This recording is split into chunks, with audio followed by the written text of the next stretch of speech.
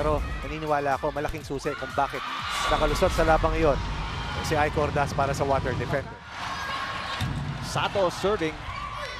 Ito si Rivers, nakatala ng 26 points sa game number 2 after putting up 20 points in game number 1. Crystal Rivers, binanggit natin kanina yung bigat ng resume. Water defenders. Keddy. Dadang over receive. Keddy with a kill. Dalawa na lang hinahabol dito ng water defenders pagkatapos mabaon ng 4. Yep, down to 1 from a high of 3. Pablo. Yes, puntos para sa kanila. Hintay muna natin kung may ipipito doon na net violation kasi medyo dikit yung palo ni Pablo. Malibre yung kanyang mga kasama. Dahil dun sa game 2, pumalo rin sa 13 blocks ang water defenders. And of course, understanding kung saan sila sinaktan in terms of offense ni Jengwali. Striza.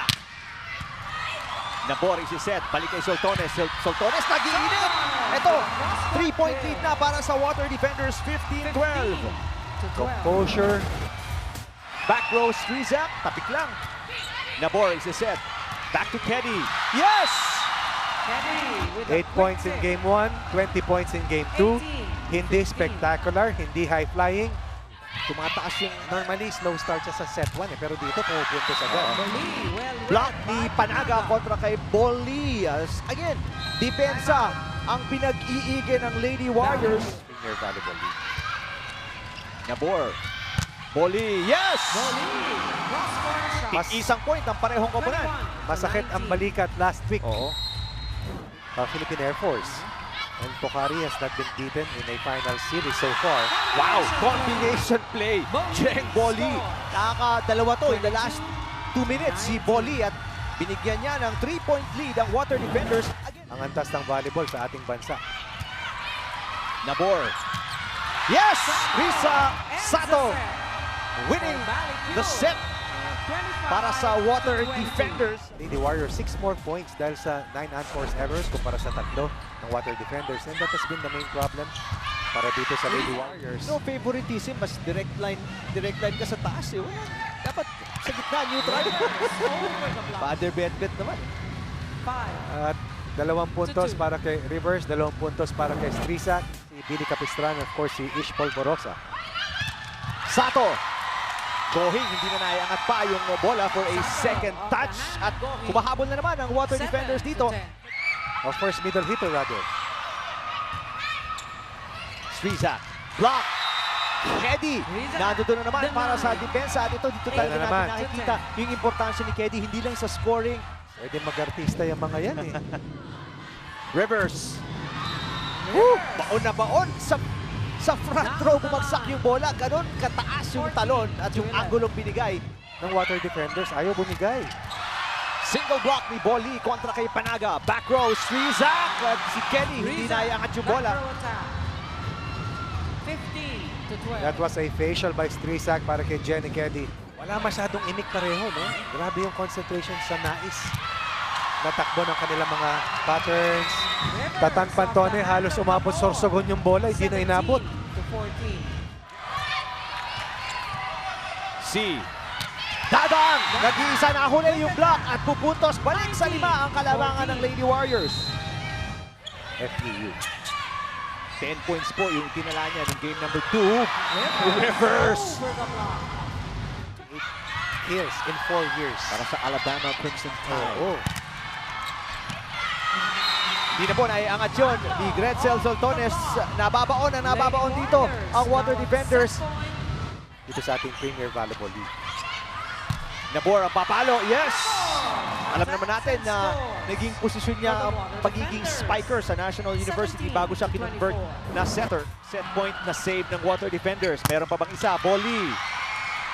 Tahimik si Bolly sa second set, ano? Rivers! Sakto sa linya. At doon na po, nagtatapos ang set number 2. To 17. Masukil na opensa at higit sa lahat, nakatulong din ang local flavor. Dadang, Panaga, Pablo, and of course si Mel Gohing. Hinabol ng mabilis nila Gretzel, nila Jenny Keddy, nila Jangoli. Ayun, down the line na off-speed para kay Keddy. Si Keddy, consistent ang nilalaro dito sa buong laban. Ano? Ang Soltones ulit, back-to-back attacks para kay Dretzel Soltones. Dadang sa gitna. Binuhay ng bahagya ni Rivers pero hindi na nakuha ng second touch para sa Lady Warriors. 8 Set 3, pinakamalaking kalabangan to ng Lady Warriors. Gawin mo ng down the line. 9-point lead.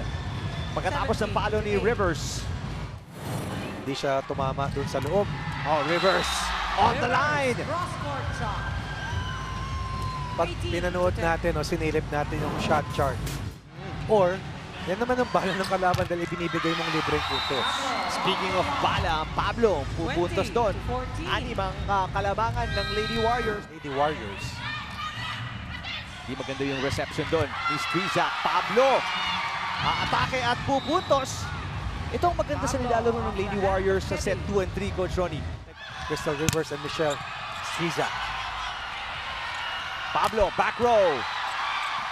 Nabor, hinabol. Tumama sa net. Yes! Ito muna kung kailan ang pagbubukas. July 1. All Filipino Conference. Filipino Conference. Exactly 15 days. Tama ba? 30 days na ba? 4 points. Pero hindi sa simula, di ba? Hindi sa simula. Oo. Rivers, mapawi ka agad. Oh, Crystal Rivers. Ibang klase talaga yung laro. Isa na lang kailangan nila at number 3 seed sila dito sa ating reinforced conference. Eh tama yung sinabi ni Angel, lahat pinagdaan nila. Quarterfinals, semifinals bago umabot dito. Better reception. Mas maganda yung atake. Gohing, iaangat. Pablo, papalo. Yes! Through the block. Lumusot kay Malabanan at kay Pantone yung bola. Dalawang kalamangan ng Lady Warriors. Dahil din sa errors nila, no? Panaga, what a dump! The sharp tip. Panaga has been a difference maker para dito sa Lady Warriors dito sa ating Game 3. Which may Dito, sa likod natin, Oo, oh. may heart na blue sa kanyang pisngi. Nakita natin, grabe naman yung palo ni Crystal Rivers.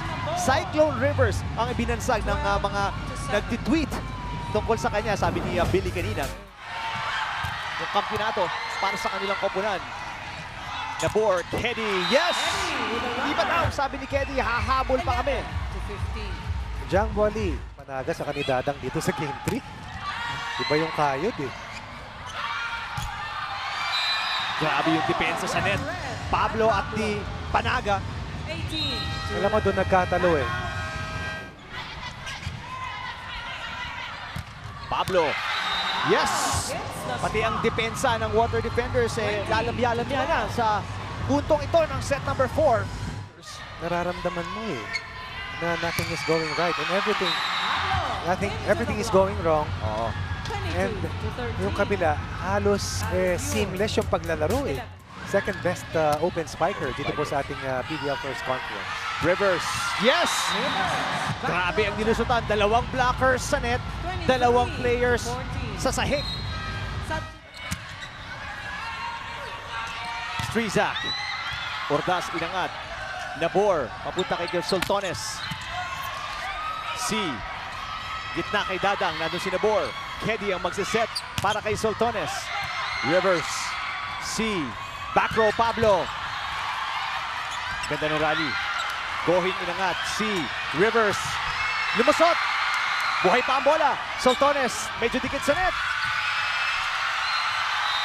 Puntos na naman. 3 straight points to para sa Water Defenders. Lumalaban, Naka-timeout si buhay Coach pa. Romel kasama ng Eric ha. Lady Warriors. Siguraduhan. Receive at atake para sa Lady Warriors. De Leon! At doon na po nagtatapos ang ating reinforced conference.